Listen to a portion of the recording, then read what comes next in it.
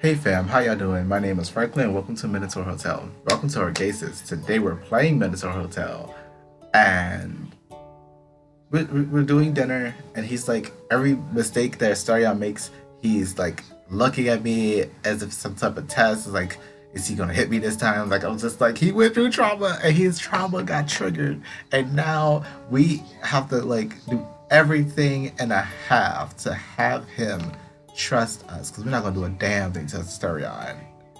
Like, woo, let's get started.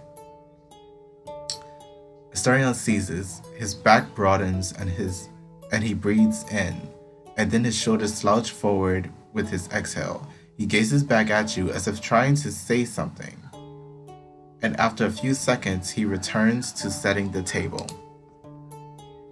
His tail flicks behind him, perhaps even with some chirpiness. Okay. When dinner is ready, he presents it to you with a half smile on his lips. Your candlelit dinner is simple and uneventful. Any offer to have Asterion eat alongside you is brushed off with a shake of his head. It's a long, deliberate movement. His single ear whips to and fro beside his head. You ask him if there's any way to restore the hotel's electricity. There is, yes. We must light the hotel's hearth, and for that we must use a special object. It is a set of bronze mirrors that focus sunlight. It generates a pure flame. It will bring the entire hotel back to life. Shortly after, with nothing else to do for the night, the both of you find rest in your respective rooms. Hades Voyage. Is this chapter 3? It just says Hades. Okay. What's good? The Minotaur Dreams. Before Athens and Sparta, there was Crete, where Zeus was born and raised. Okay, Zeus. Wild goats left their cloven marks on its slopes, carved out of cooled magma from the age of the Titans. So like Zeus and his two brothers, Hades and Poseidon, was born from one of the Titans. And the Titans was trying to eat his sons, but it was like, nah. That's what I'm trying to say. Because they say Zeus was born. I was like, Zeus was born? I was like, oh wait, I remember that. I don't hear too many stories about the Titans. If anything, it's like, we're Zeus, this is our crew, and like the Titans are back, and we have to stop them from doing harm to the world. Anyway, carved out of cold magma from the age of the Titans. Its soil, rich and hard, bore the promise of prosperity. Crete was a cradle, safe and fertile for early mankind, as it was for Zeus, first of the Olympians. His son Minos the First made his way there and became its founder and king. When death came for him, Minos was made judge of the dead. His lineage bore many kings for Crete, the prosperous cradle of man. There was another who carried the name Minos, a man who made a pact with Poseidon, god of the sea. From the foamy waters, the Olympian sent a white bull to signal his favor, and in turn the man promised to sacrifice it.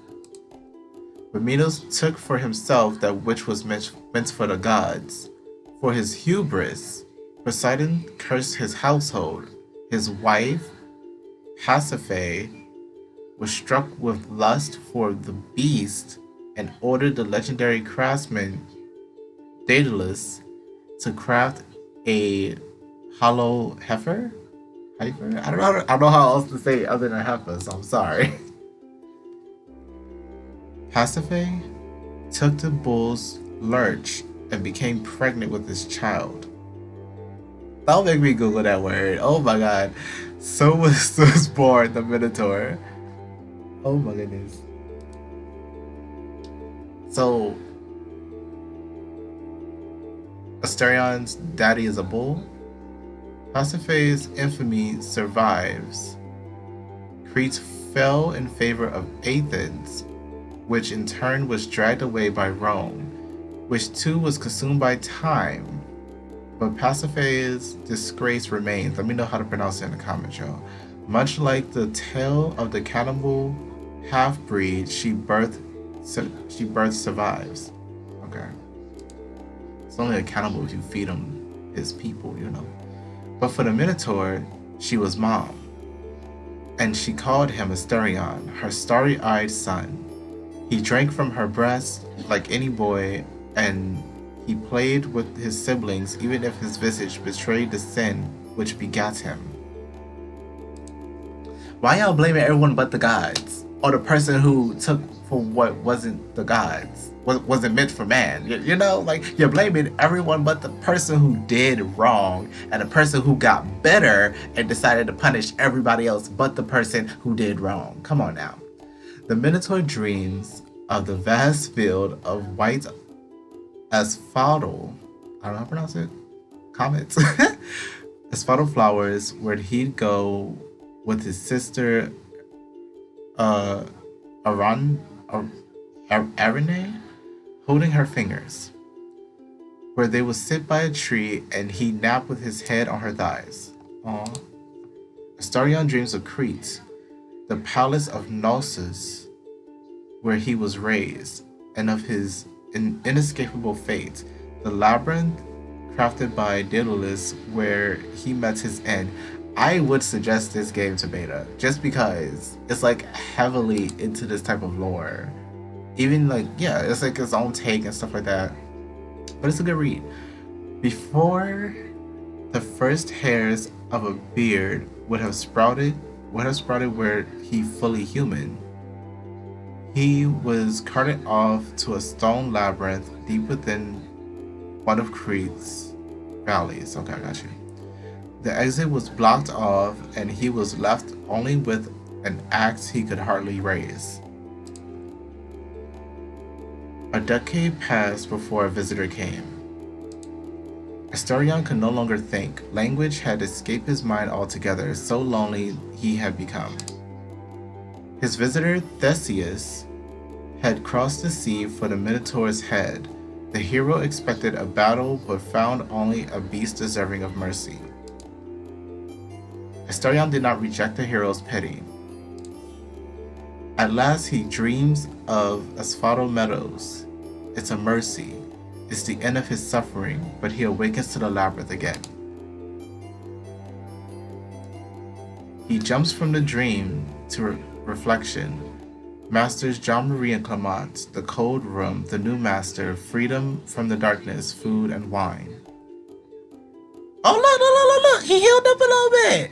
He got some more fur. He's not as messed up, you know.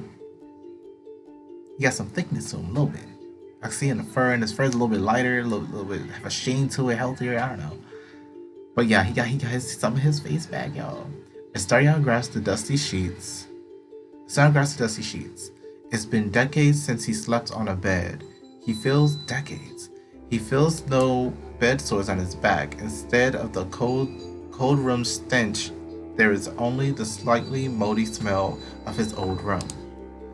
His lips, half bull, half skeletal, threaten to curl into a smile. But doubt eats away at him, churns in his stomach.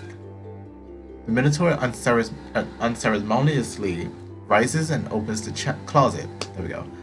No matter what comes next, he must work, and then work some more.